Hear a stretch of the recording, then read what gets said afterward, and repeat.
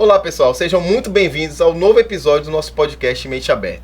Nesse episódio a gente vai falar sobre esse tema que está todo mundo falando, que é o Setembro Amarelo, prevenção ao suicídio. E para isso eu trouxe aqui comigo a doutora Patrícia Lemos, né? Que é uma grande parceira nossa, é uma médica que eu tenho, sou suspeito a falar que já trabalha com a gente há muito tempo. Paty, se apresenta para a gente um pouquinho. Olá, muito obrigada pelo convite, é um prazer estar aqui. Eu sou médica psiquiatra formada pela Universidade Federal da Bahia, residência. Sou psiquiatra forense, um título de especialista da Associação Brasileira de Psiquiatria e do Conselho Federal de Medicina. Tenho formação em transtornos alimentares, atuo como secretária de assuntos científicos da Associação Psiquiátrica da Bahia. Sou sócia fundadora do GATAB, que é um grupo de profissionais que atuam em transtornos alimentares na Bahia.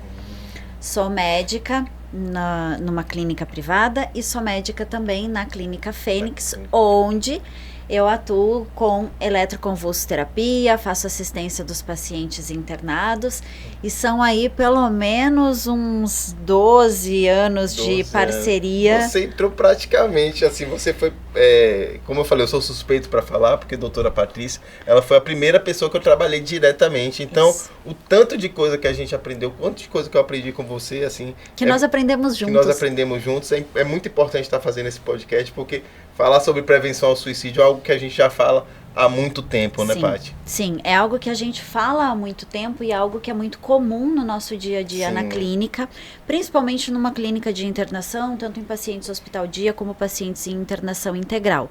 Então, esse Setembro Amarelo é uma campanha da Associação Brasileira de Psiquiatria, junto com o Conselho Federal de Medicina, que tem o objetivo de trazer à tona esse tema que é muito cheio de particularidades, muito importante, porque o suicídio é algo prevenível. Sim. Né?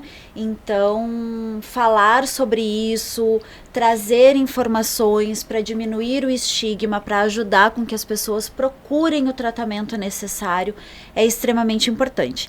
Então, eu espero aqui que hoje a gente consiga trazer aí, desmistificar algumas coisas. Fazer a nossa parte, né, Paty? Porque, assim, por mais, como a gente falou, por mais que a gente esteja vendo isso 24 horas lá na clínica, né? A gente esteja vendo isso a semana inteira, a gente sabe o quanto é difícil para as pessoas tratarem e falarem sobre esse tema, né? A gente fala com a maior naturalidade, nunca é natural para falar sobre suicídio, mas por ser nossa profissão a gente acaba tendo o maior costume de falar, mas a gente sabe o quanto é difícil para as famílias quando tem uma pessoa com tentativa de suicídio, o quanto é difícil para a sociedade como um todo trabalhar essa questão. A gente estava até conversando aqui mais cedo sobre o jornalismo, como eles têm essa dificuldade também, né?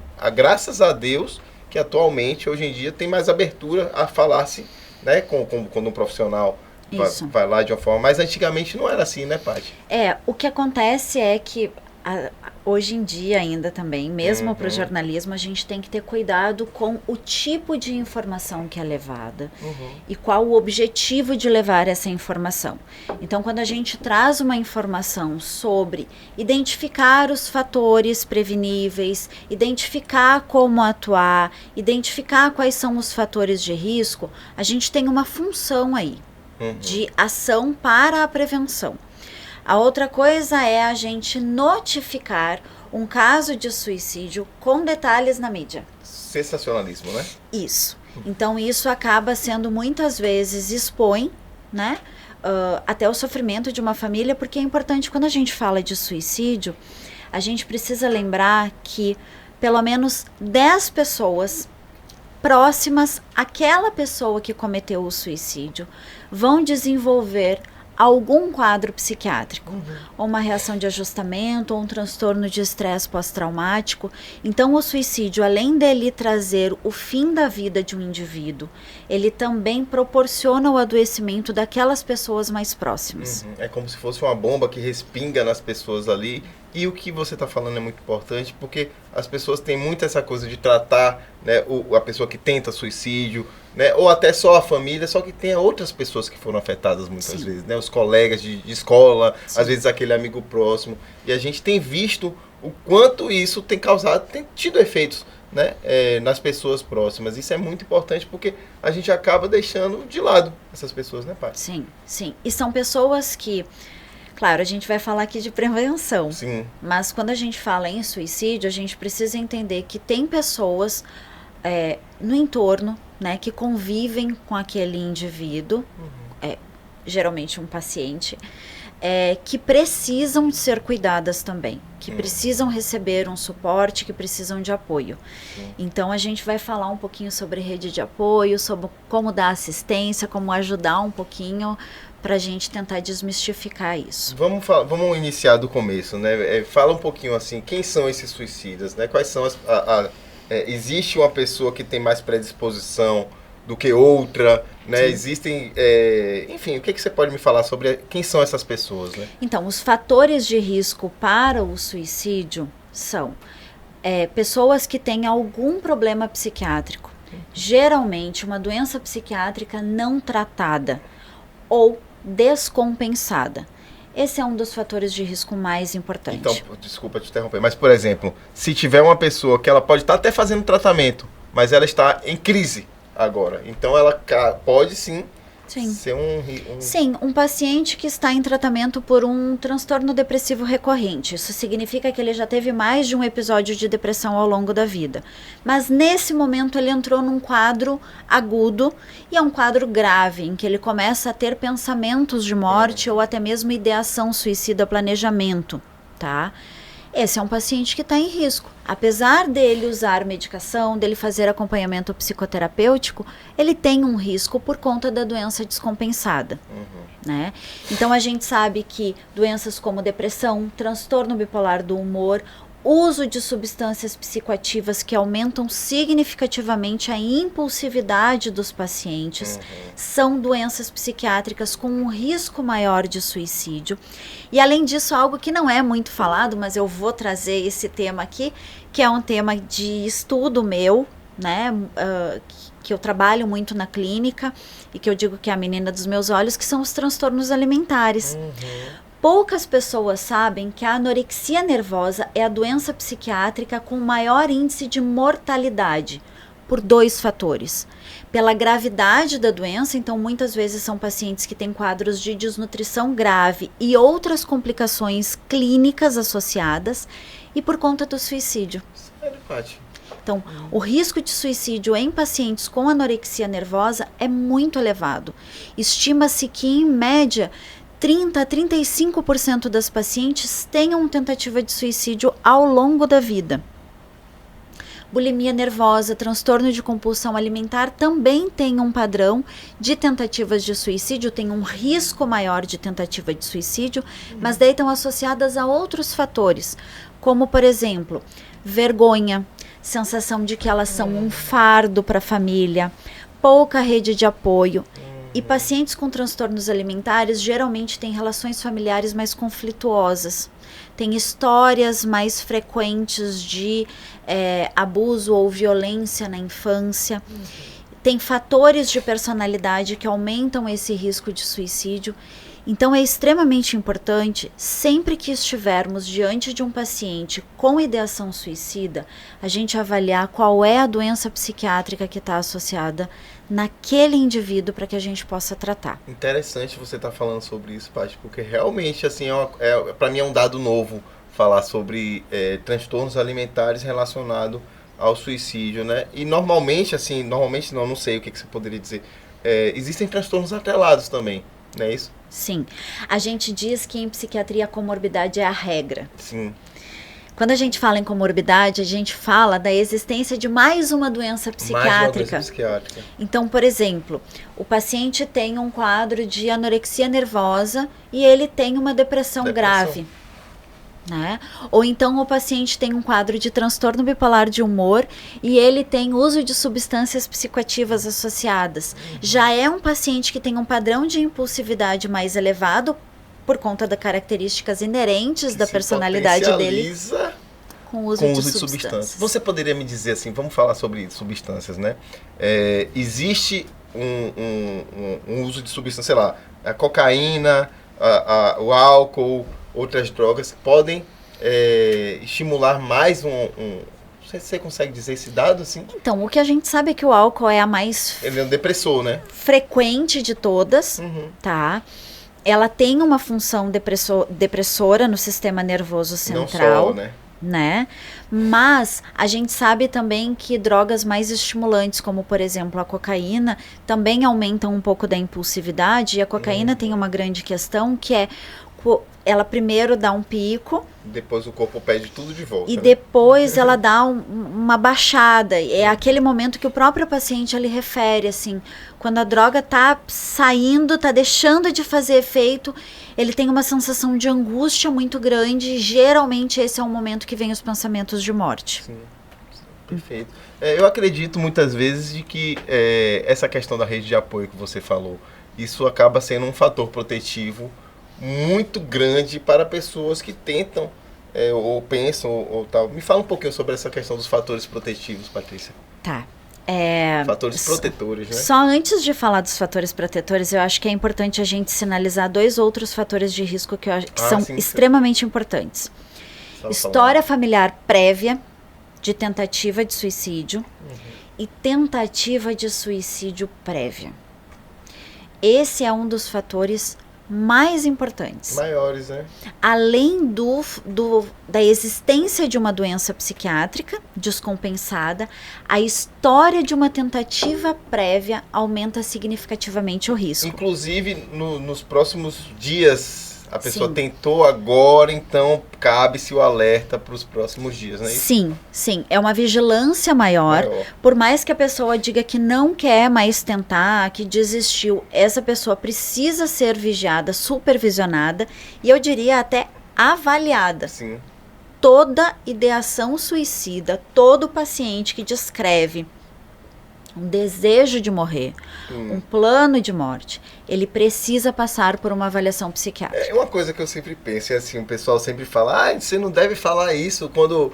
porque nada quando se trata de psiquiatria, nada é taxativo, assim, né? Tipo, nada tem que ser sempre dessa forma, porque cada caso é um caso. Isso eu tenho que concordar. Só que eu fico com muito medo, e vou te explicar, assim, uma pessoa tenta suicídio, a partir de agora o maior inimigo está dentro dela. Né? Eu posso até tirar todas as facas ao redor da pessoa, da casa, posso tirar os venenos, tirar tudo. Só que vai existir um momento que eu não estou ali presente e a pessoa pode acabar, enfim, se boicotando e acabar tentando suicídio sem eu estar sob minha vigilância.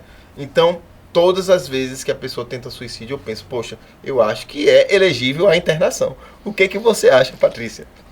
Toda tentativa de suicídio é elegível à internação ou cabe-se a avaliação ou você acha que não? O que você acha? Em medicina, a gente tem muito cuidado em dizer sempre e nunca. Sim, isso já me falaram várias vezes. Então, assim, o que eu digo? Toda tentativa de suicídio demanda uma avaliação psiquiátrica emergencial. Toda, perfeito. Toda. O que vai ser feito a partir disso vai depender de inúmeros fatores que serão avaliados nessa consulta de emergência. Perfeito. Tá? Depende muito de rede de apoio, depende do quadro psiquiátrico, depende do tratamento a ser instituído, né? Então, mas sim, toda tentativa de suicídio necessita de uma avaliação psiquiátrica. Por exemplo, se eu tivesse aqui agora uma pré-cardialgia, uma dor no peito parecendo um infarto, eu ia para casa descansar ou ia bater na emergência clínica? Emergência. Né? Por mais que possa ser um quadro mais leve, um quadro transitório, que eu possa passar por uma avaliação no hospital e ser liberada, eu também posso estar infartando. E se eu estiver infartando, o tratamento será conduzido de uma determinada forma. É porque eu acho que daí entra um pouco da psicofobia. Sim, né? bastante. Que é o estigma da doença psiquiátrica. Então, por que a doença psiquiátrica sempre tem que ser invalidada? Por que as pessoas simplesmente dizem que quem tentou suicídio está tentando chamar a atenção? Isso não é uma verdade. Né? Porque a gente sabe que quem tenta, uma hora pesa a mão e consegue. E eu costumo dizer, inclusive, porque a gente sabe que existem diversos transtornos, como os transtornos de personalidade, né, que a pessoa ela pode fazer um acting out ali, né, Só que o que as pessoas têm que entender é que existe um sofrimento ali. Sim. Que existe algo tratável que precisa ser avaliado. E é porque ela está fazendo para chamar a atenção, mas até onde essa pessoa está sentindo angústia, até onde essa pessoa precisou desse recurso para poder sobreviver. Para lidar com um determinado sofrimento que ela não está conseguindo lidar com outras ferramentas. Imagine tentar um suicídio para poder chamar atenção. Isso é grave, pô. Sim. E as pessoas têm que prestar atenção, né? O que se sabe, e daí muito disso... também tem questões culturais, mas que as pessoas falam. Que assim, mulheres têm mais tentativas de suicídio e geralmente com formas menos letais. Uhum.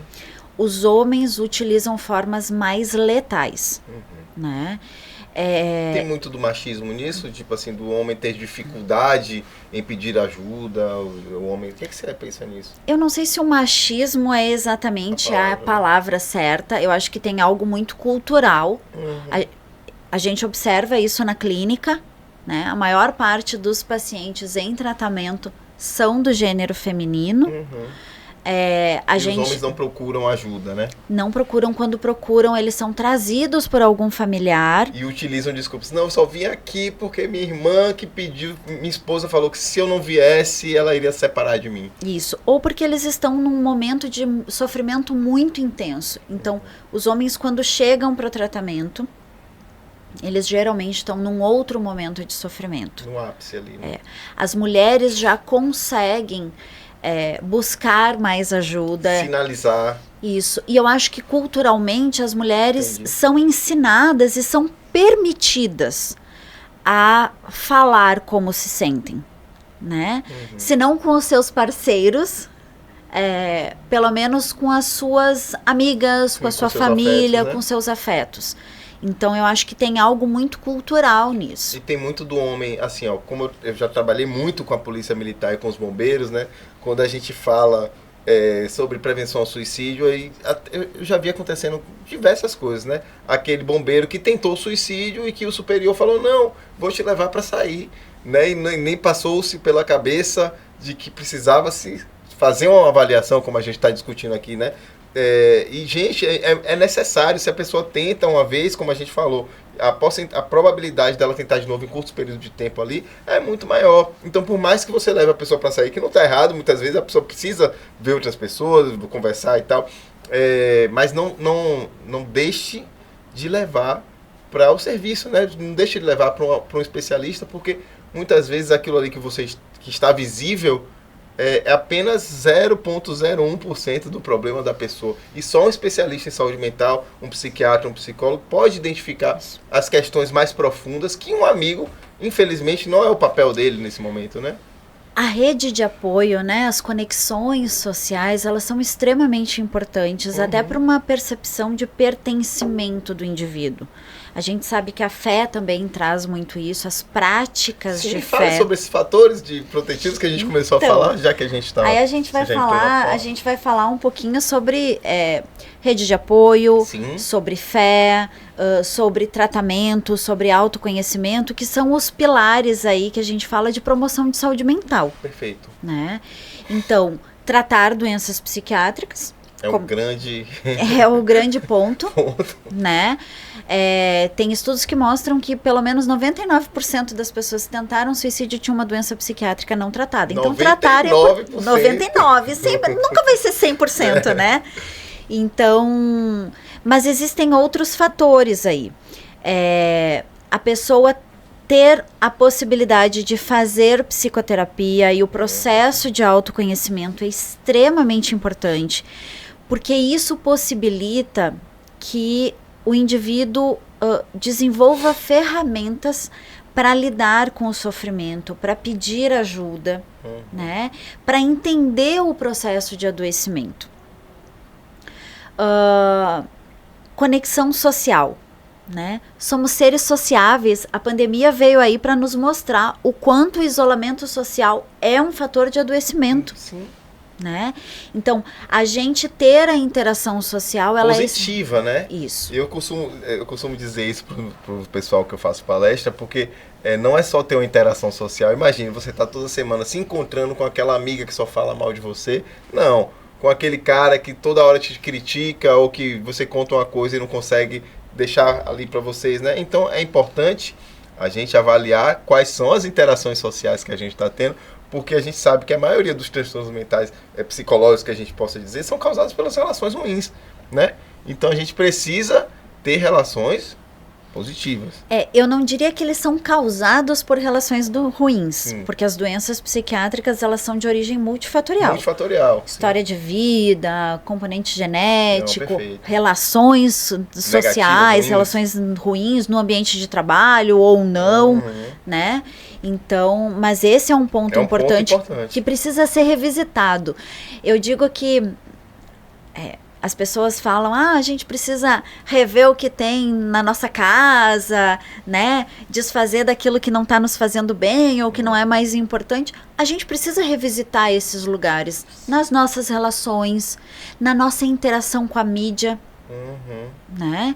Porque a gente acaba trazendo para nós muita informação que às vezes não está nos ajudando também. Isso é um tema que atualmente está em ebulição, né? Porque a gente sabe o quanto a mídia ela tem todo tipo de conteúdo e ela está cada vez mais afunilando o conteúdo que você está vendo. Isso. Né? E está, enfim, mexendo muito com a cabeça das pessoas, né? A mídia é algo que está bem estabelecido. Estamos utilizando a mídia aqui para nos comunicar, né? Para levar essa mensagem para as pessoas.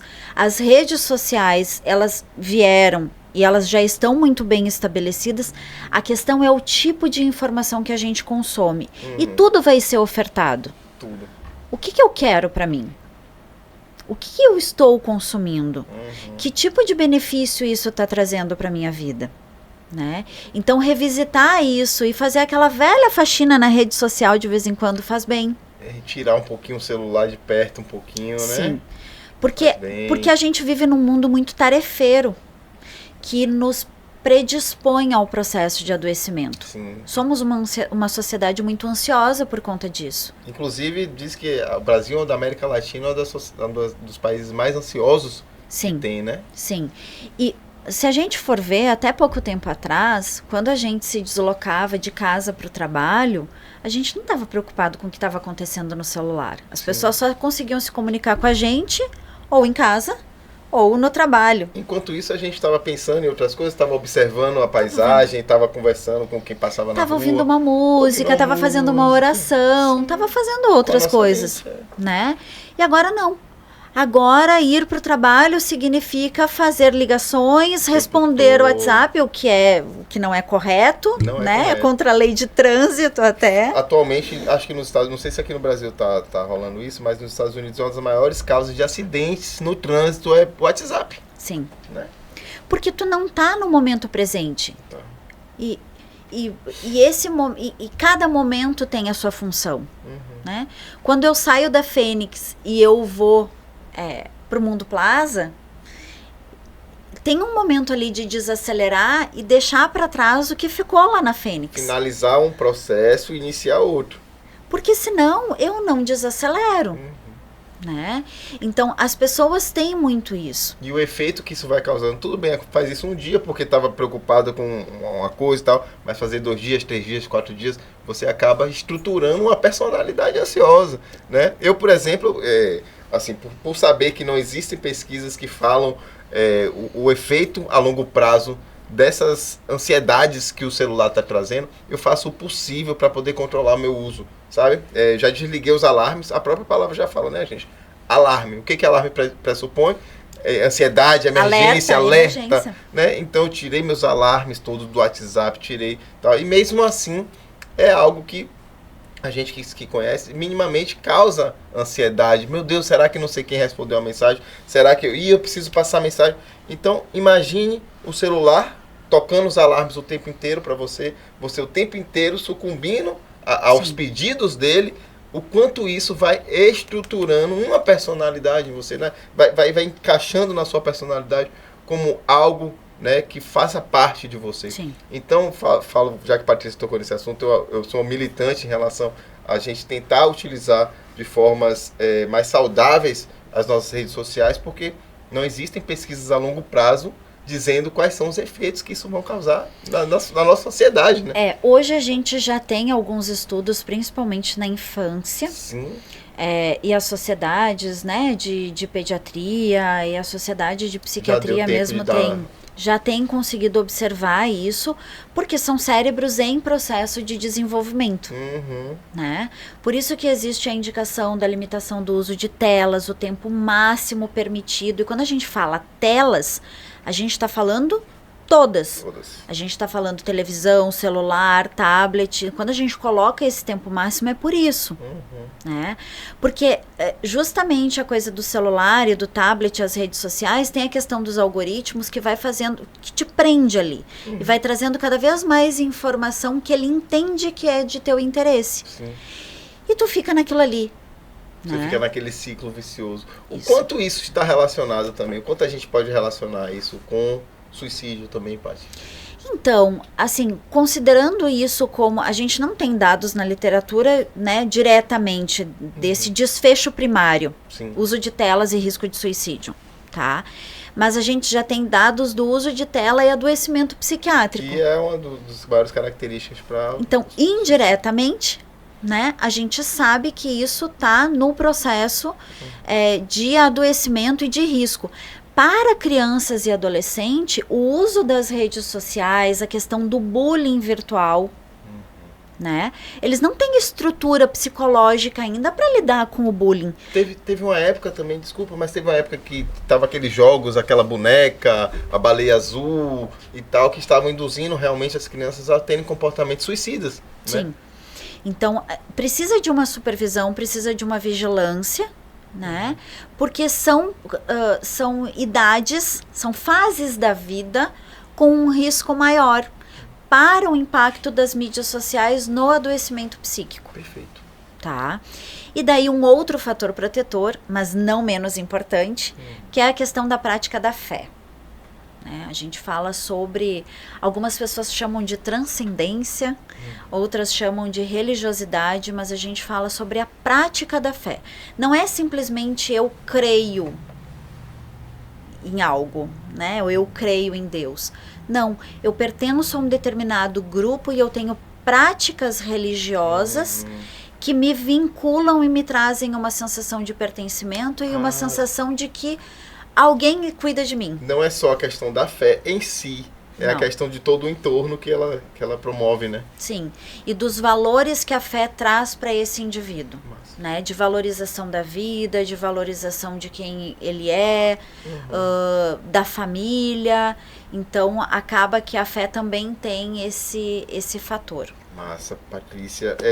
Como a gente estava falando de infância, eu acabei pensando assim, porque eu já vi que existem dados estatísticos que mostram que existem crianças que tentam suicídio também, né?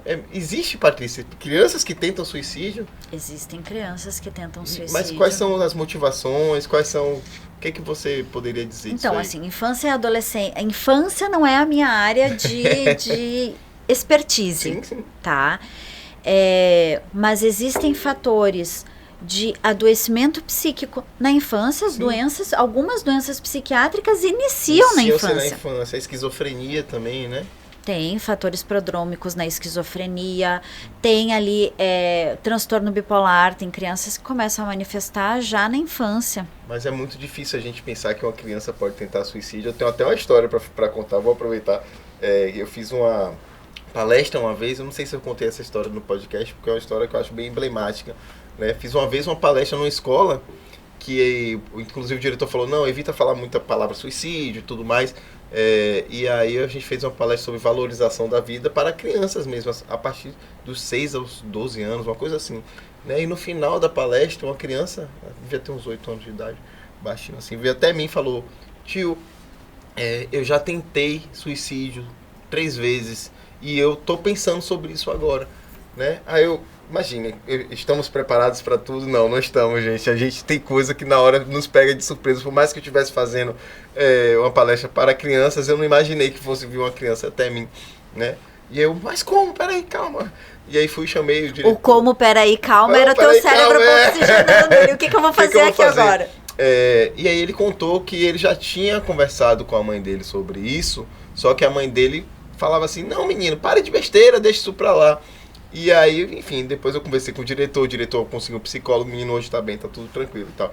Mas eu fico pensando, como a gente, como pessoas, né, não estamos preparados, como mães, como pais, como escola, muitas vezes não estamos preparados para ouvir isso, Então, né, Patrícia?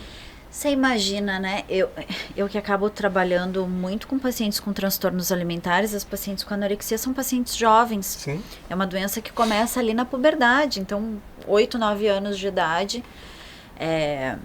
Tem pacientes que a gente interna com 12, 14 anos de idade por tentativa de suicídio ou até mesmo por desnutrição grave por conta do processo de adoecimento.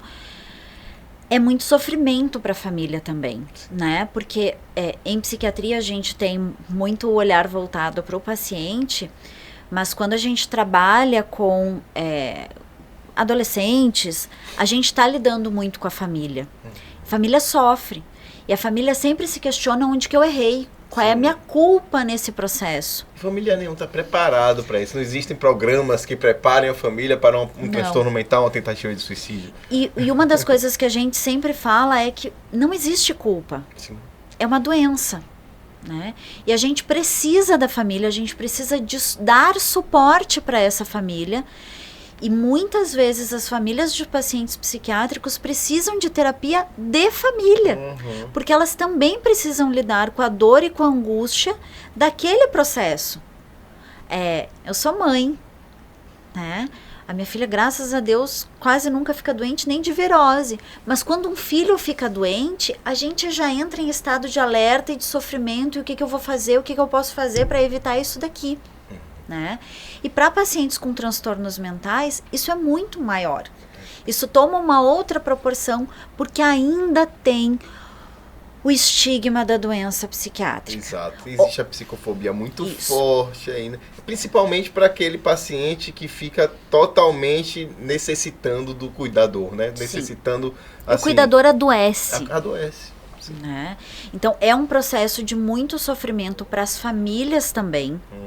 Que precisam ser tratados. Tanto que na Fênix a gente preconiza que tratamento sem família não funciona tão bem quanto o tratamento com família. Sim, porque a família é muitas vezes a rede de apoio do paciente. E a família muitas vezes ela está envolvida no processo de adoecimento, tanto para o bem quanto para o mal. De reforçar alguns padrões de comportamento, né? De potencializar alguns fatores de adoecimento. Sim. Então a gente precisa sempre trazer a família para o tratamento. Uma coisa que eu percebi, assim, que a gente vê bastante, né? Mas que tem até uma paciente internada esses dias lá que eu estava vendo isso, que os familiares, por mais que a pessoa tivesse depressão, ela conseguia controlar a família, sabe? Tipo assim, não tenho condições de fazer isso. E realmente ela tem depressão, então não vamos fazer, né? E aí você percebia que muitas vezes aquele ponto que poderia ser um ponto de melhora para o paciente, eles acabam se cegando para isso, porque acabam sucumbindo às necessidades adoecidas do paciente, que neste momento não está conseguindo fazer escolhas mais saudáveis, né? E assim, vamos combinar, e daí a gente isso precisa ser dito, né? A gente aprende a ser mãe, a ser pai, no processo de educação de um filho. Não é uma receita de bolo. Quando a gente olha os nossos pais, a gente até fala assim, poxa, eles já sabiam de tudo, né? Mas não, eles também estavam aprendendo. Eles estavam aprendendo e eles erraram. E a gente entende que eles erraram porque eles também estavam aprendendo, né? Depois de algum tempo de terapia, a gente entende isso. Depois... mas o que acontece no processo de um paciente em adoecimento psiquiátrico, e principalmente num paciente em risco de suicídio, essa família entra num sofrimento que ela precisa de escuta, ela precisa de apoio, porque ela precisa se fortalecer. Falou, né? Isso, ela precisa se fortalecer e ela vai ser rede de apoio para esse paciente. Sim. Então, a gente precisa também ouvir essa família. Né? Nenhum pai, nenhuma mãe está preparado para o adoecimento de um filho, para uma tentativa de suicídio, dar essa notícia. Eu precisei fazer isso recentemente com uma paciente jovem minha, muito jovem, menor de 18 anos, que precisou ser internada. A família desestrutura. né? Porque é Primeira algo muito internação, difícil. Às vezes você vê a família totalmente, aí vem pai, irmão, filho, avô, vem 10 pessoas, e a pessoa fala, poxa, por que vem tanta gente? Mas dá pra entender, né? Ninguém não é do dia pra noite, a pessoa foi internada, tentou suicídio, não. É uma coisa que mobiliza de todas as áreas da família, né? De todos os níveis da família. Internação em geral mobiliza. Sim. Internação clínica, Qualquer em internação. hospital, né, já mobiliza, exceto quando é para ter um filho. Né? Mobiliza também, de outra forma. Que tá todo mundo ali na expectativa, querendo visitar e tal. Mas uma internação psiquiátrica ainda mobiliza muito por conta do preconceito que existe com a doença psiquiátrica. Né? É como se a doença psiquiátrica não pudesse ter a gravidade que as doenças clínicas também têm. E cabe muito também, vem muito da curiosidade também, né? Dessa dúvida, o que está acontecendo, né? Enfim. Sim. Vem muito do que existia muito antigamente, da questão de como eram os manicômios. Sim. Né? O que a gente está falando hoje é de uma internação psiquiátrica humanizada, né? Em que a família também é acolhida, a família é parte integrante do processo. Então, a gente está falando de um outro tipo de tratamento que é ofertado para os pacientes. Né? Um tratamento respeitoso, em que se respeita a autonomia do paciente, exceto quando ele não tem condições de responder pelos seus atos. Sim. Né? Perfeito. E em adoecimento psiquiátrico grave, geralmente isso pode acontecer. Tá. Eu queria perguntar sobre a cetamina e a eletroconvulsoterapia, se são indicados, né? Como a gente tem lá na Clínica Fênix, a gente está fazendo esses procedimentos, eu realmente gostaria de saber em relação a pessoas com ideação ou com tentativa de suicídio, se tem essa indicação, Patrícia. Sim. Na realidade, os dois tratamentos, né? A eletroconvulsoterapia, que é um tratamento de neuroestimulação, que há alguns anos já é feito respeitando todas as regras do Conselho Federal de Medicina, com anestesista em sala, equipe de enfermagem, né? O paciente vai ser sedado, ele não vai ter memória do procedimento. Então, tanto a eletroconvulsoterapia como a acetamina são tratamentos indicados para pacientes com risco de suicídio, tá? Por exemplo, uma medicação psiquiátrica que eu coloque hoje para o paciente, um antidepressivo, ele vai levar em torno de 2 semanas para começar a fazer efeito. Uma eletroconvulsoterapia vai levar, em média, segundo os estudos clínicos, 6 sessões para remitir pensamentos suicidas. Ou seja, quando a medicação psiquiátrica está começando a fazer efeito, o tratamento de neuroestimulação já remitiu os pensamentos de suicídio. Então, para casos graves. Tem uma indicação. Uma boa indicação. Sim. São boas indicações. E me fala sobre a acetamina terapia, assim, o que é isso? Então, o que o FDA autoriza, né, é o nome de uma medicação com utilização nasal. Sim. Tá? Eu não posso falar o nome da medicação porque existem... senão eles vão ter que patrocinar. Né, existem questões... e existem questões éticas do médico que não pode falar o nome de paciente para a comunidade em geral. Sim. Que é uma medicação, que é um tratamento, estudos clínicos foram feitos, né, que é um antidepressivo de ação rápida. Na realidade, ele é utilizado pelos anestesistas a longo tempo, a longa data, mas os estudos mostram que ele tem uma ação antidepressiva ultra rápida. Então, ele tem uma resposta nos sintomas depressivos e uma remissão de pensamentos suicidas rápido. Legal. Tá? Também é utilizada endovenosa e subcutânea. Tá? A subcutânea eu acho que não... Então, na Fênix, o que os estudos recentes mais mostram, assim, as evidências científicas atuais têm demonstrado, é que existe uma diferença terapêutica entre a forma subcutânea e a forma endovenosa. E parece, o que os estudos têm sugerido é que a forma endovenosa tem uma resposta terapêutica maior. Maior, sim. Tá? Então, quando ela é feita, dá-se prioridade para a forma endovenosa. Então, Patrícia, para finalizar, eu peguei até uma colinha aqui. Tinha algumas confusões frequentes que a gente costuma ouvir, né? E eu gostaria de que você me falasse se isso são mitos ou verdade, tá bom? Ok, jogo rápido queima roupa. Jogo rápido, vamos lá. Se eu perguntar sobre o suicídio, eu posso induzir? Mito. Suicídio é um ato de coragem, né? As pessoas falam, nunca me mataria, é um ato de coragem. É mito? É mito. Falta de Deus. Mito. Quem quer se matar, se mata.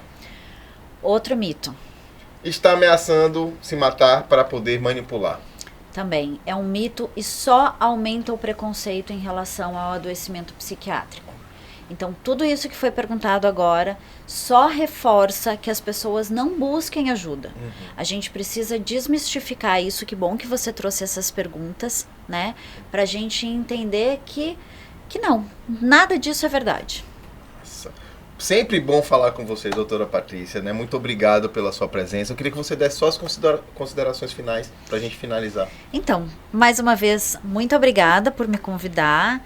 É uma parceria de longa data, né? E acaba sendo um bate-papo mesmo, porque a gente se encontra toda semana e discute esses temas no dia a dia, no cuidado dos nossos pacientes, tá? E eu acho que algumas mensagens são importantes. Procurem ajuda. Quem estiver pensando em suicídio, quem tiver um familiar ou um amigo com esses pensamentos, busque ajuda, busque avaliação psiquiátrica. Doença psiquiátrica tem tratamento. E o paciente, e o que a gente espera com o tratamento é diminuir o sofrimento e auxiliar o paciente a retomar o funcionamento da vida dele, né? Falem, procurem psicoterapia, né? Então, estabeleçam relações de conexões saudáveis, conexões sociais saudáveis, tá? Mas o mais importante, busquem avaliação e façam um acompanhamento psiquiátrico. Isso é uma das maiores formas de prevenção de suicídio. Perfeito, Patrícia. Mais uma vez eu agradeço sua presença, né? Sou suspeito para falar de você. Você sabe o quanto eu tenho carinho, o quanto eu gosto desse nosso bate-papo. Acaba sendo divertido, né? Não apenas só um trabalho, né? Acaba sendo divertido falar com você. E a gente sempre absorve muita sabedoria. Eu espero que o pessoal aí de casa tenha aí conseguido compreender um pouquinho do que a gente está tentando passar. E que a mensagem que eu poderia dar, que é a mensagem de prevenção ao suicídio, né? Um dos motes de prevenção ao suicídio, é que falar é o melhor remédio, né? Que você procure ajuda sempre, se você estiver sentindo angústia ou se você estiver percebendo que alguém do seu lado não está legal. Muitas vezes a pessoa ela não tem tanta... ela tem alguma dificuldade de pedir ajuda e se você estende a mão, você acaba fazendo, né, pela pessoa que ela está precisando nesse momento. Então, pessoal, vamos ficar por aqui. Por favor, comentem aí, porque a gente quer saber o que vocês acharam. A gente quer bater esse papo com vocês também. Qualquer dúvida que vocês tiverem, só comentar que eu vou ter o maior prazer de conversar com vocês, tá bom? Um abraço e até a próxima.